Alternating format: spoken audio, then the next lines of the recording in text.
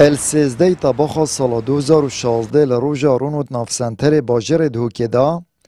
روزنامه‌وان وداد حسین هات رواندن و پاشان برنگه که هوانه هات تیرور کرن. ده هشتمین سالوگر شهید بون وداد حسینی دا هیزن امنیین دهوکل گورستان شاخ که ریگریت کن او پرنگه که نه شارستانی ریپریکسو کار نوید بن. ام رنادن کو او کیسه لواز ببیتن برزی گلوی کیسه بیتا کرن ام جدن زمانی می بدنی هر چیزی داده دیار کردن حلوستی ماجی هر وقتی روزایی که یه بردوام امسر حلوستی خو یه مجدن هندی ما پیچی بیت ام دی کیسه برس کن ام دی پیدا چوری وی کیسه دا کن وی کیسه حتی قناق دو ماهی کشی ام دی بر ام نسکنن حتی کو ام وان کس سو کارت کو وی توانا تروری دا جه گرته که حتی ام نبنا بردر دادگه یا سای قانون آنها نو نتوی ام نسکن نخی تن دست حالات حوال داد و کیسه تأخیر بکد باج بخید لاواز بکد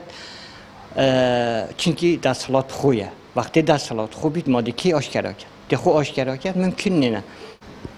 برای که ودادید بیجید دست حالات دستوردان مالبات و مداکریه او تخوازید به پاره و سامانی آراسته کیسه بگهورید دستالات ریکن جدا جدا شوازن شیطانی کارتینید برانبری مالامت چونکه یکمین مالباته که برانبری وی دستالات مجدن سروی کیسه یلید گرین شوازا ربازا که وی مالباته لواز بکن ضعیف بکن یعنی وان 11 برانه جیک بکن دا بشن وی کیسه بملینه ما بست وان اوه ارزانی خوشی خلاص کن وی کیسه قپاد بکن تداخلت مالباتی تیتکرن هندک کسی مالباتی یه دستخوی خستنه ریکا شقا ریکا پارا ریکا سیارا روزنامه وانک جید بیجید آشکرانه کرنا بکوژن ودادی گومانال سرهزین امنین دو که درست کرد چه گومان تدانینه یعنی هر کسی که نه حتی وداد حسینیان کسی که آسایجی بیت کشتن یعنی لهر باجر رکن جهانی بید بیدویا یعنی دستالات در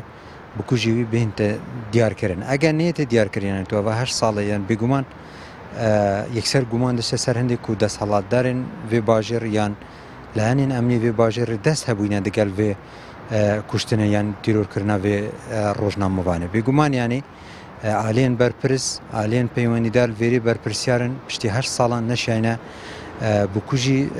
روزنامه وان وداد حسین بدن دادگاه 8 سال به سر تیرور کرنا روزنامه‌وان وداد حسینی دا در باز بن تانها و کیسه هیچ پیش و چونک خوبه ندیدیه اد برانبرج داد دستالات جار به دستوردان خزانی و جارجی برای گیری کرن ساخت کرنا سالوگر را شهید بون ودادی اد خوازید و کیسه لاواز بکت و به اگجاری بگیرید آمد بریفکانی کانال آسمانی پیام دهوک